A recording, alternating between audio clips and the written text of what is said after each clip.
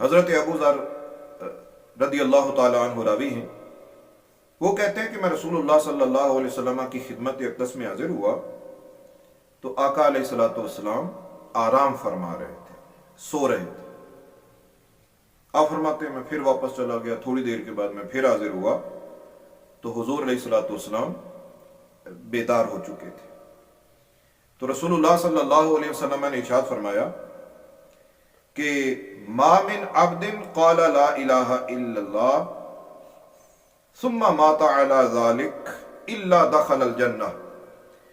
کہ جس بندے نے بھی لا الہ الا اللہ کہا پھر اسی کلمے پر اس کی موت ہو گئی، مطلب کلمے کا انکار نہیں کیا، اس پر وہ ثابت قدم رہا، اس پر اس کی موت ہو گئی، تو آقا علیہ الصلوۃ والسلام نے فرمایا دخل الجنہ، کہ وہ بندہ جنت میں داخل ہوگا۔ جب حضور نے یہ ارشاد فرمایا کہ صرف لا الہ الا اللہ کہنے پر، یعنی ایمان پر ہی بندے کو جنت میں داخل کر دیا جائے گا، تو حضرت ابو ذر کو تعجب ہوا اور فرماتے ہیں میں نے عرض کی وَإِن زَنَا وَإِن سَرَقَ، یا رسول اللہ چاہے اس نے زنا کیا ہو، چاہے اس نے چوری کی ہو، وہ پھر بھی جنت میں جائے گا؟ تو آقا علیہ الصلوۃ والسلام نے فرمایا وَإِن زَنَا وَإِن سَرَقَ، ہاں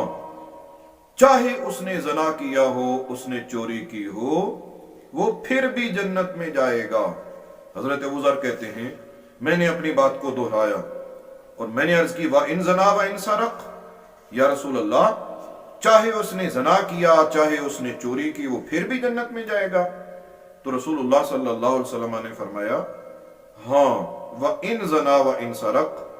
چاہے اس نے زنا کیا، چاہے اس نے چوری کی، وہ پھر بھی جنت میں جائے گا۔ حضرت ابو ذر کہتے ہیں میں نے تیسری مرتبہ اپنی بات کو دہرایا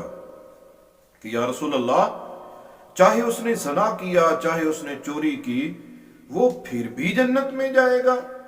تو رسول اللہ صلی اللہ علیہ وسلم نے فرمایا کہ ہاں چاہے اس نے زنا کیا، چاہے اس نے چوری کی، وہ جنت میں جائے گا۔ ابو ذر چاہے ناک بھی رگڑ لے، اپنی ناک بھی خاک آلود کر لے، وہ پھر بھی جنت میں جائے گا۔ تو دوستان محترم یہ متفق علیہ حدیث ہے، بخاری مسلم کی حدیث ہے۔ اس سے بھی پتہ چلا کہ ایمان والا بندہ اس سے چاہے گناہ کبیرہ سرزد ہو جائے، وہ ایمان پر ہی رہتا ہے، وہ کافر نہیں ہوتا۔ ہاں حرام قطعی جو ہے اگر اس کو وہ حلال سمجھ کر کرے تو پھر وہ بندہ کافر ہوگا، ورنہ اگر اس میں مبتلا ہو گیا، اس حرام کو حلال نہیں سمجھ رہا، تو وہ کافر نہیں ہوا۔ یہ ساری باتیں بتا رہی ہیں کہ کوئی بندہ غفلت، سستی، نالائکی، نااہلی کی وجہ سے نمازیں چھوڑتا ہے لیکن نمازوں پر ایمان رکھتا ہے، تو وہ بندہ کافر نہیں ہوگا۔ جب وہ کافر نہیں ہے تو اس کو مسلمانوں کی طرح اس کے مرنے کے بعد غسل بھی دیا جائے گا، اس کو مسلمانوں کی طرح سنت کے مطابق کفن بھی پہنایا جائے گا،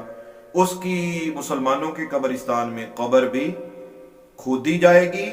اور اس کا جنازہ بھی پڑھا جائے گا، کیونکہ جنازہ پڑھنا فرض ہے،